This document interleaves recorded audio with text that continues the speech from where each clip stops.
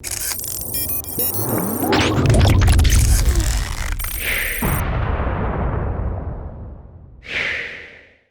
what's going on, everyone? Vega here for SerpentX Tech, and in this video, we're going to be looking at how to properly secure your Bitcoin or cryptocurrency. And it's actually going to be part of a series where I go into greater detail as we move forward, so stay tuned. But in this video, I want to focus on you, because the number one question we need to ask ourselves is which wallet suits our needs, right? You're going to need to ask yourself that.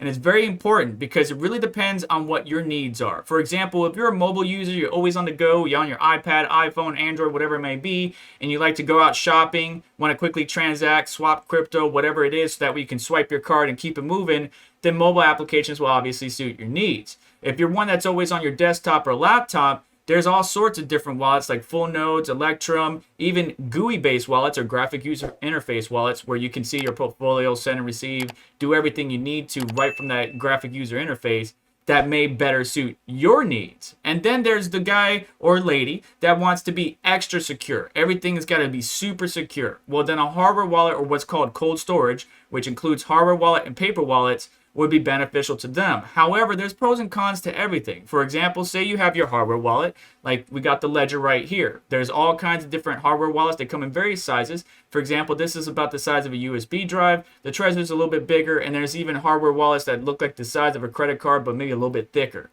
If you're one to lose your phone or lose your device quite often, then maybe a hardware wallet won't best suit your needs. Then on the mobile side, if you want to use the phone again, that could be problematic. So it really just depends on what you think is best. If you're one that doesn't need access to your crypto while you're on the road, then maybe a hardware wallet or a desktop wallet would work best. But then the desktop has cons as well, because everything, all of this really depends on you and how secure you're being. What are your best practices? And what I mean by that is not clicking links from unknown sources, not accidentally opening up text from unknown sources, not going into nefarious or silly websites that could wind up getting you a malware or Trojan that then infect your system and cause that system to get locked up or ransomware, and then you can't access your funds.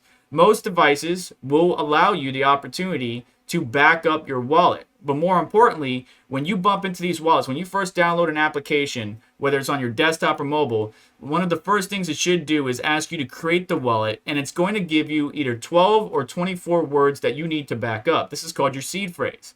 That's important because if I lose this device, this Ledger hardware wallet, I can still get a different one and restore my wallet with my seed phrase. So that's another layer of responsibility that you, the end user, has to undertake to make sure that you keep your funds secure. So it really depends on what fits your needs, and we'll go over different options in another video. But first, ask yourself, what do you do day to day, and what application best suits what you need to do? Again, mobile user, always on the go, somebody that doesn't need to access their funds while they're out on the road, but wants to be a little bit secure. Maybe not the best secure, like a hardware wallet or paper wallet, but a little bit secure. Then a desktop wallet will work, but obviously you got to do your due diligence and make sure you're not clicking links you shouldn't be clicking.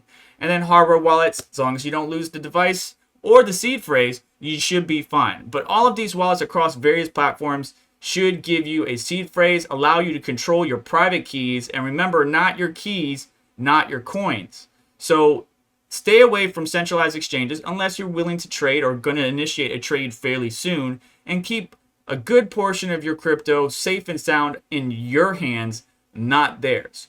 Again, we're going to be doing more videos in more detail in the future, so stay tuned, get subscribed, hit the notification bell to stay up to date, and I'll catch you in the next one. Take care.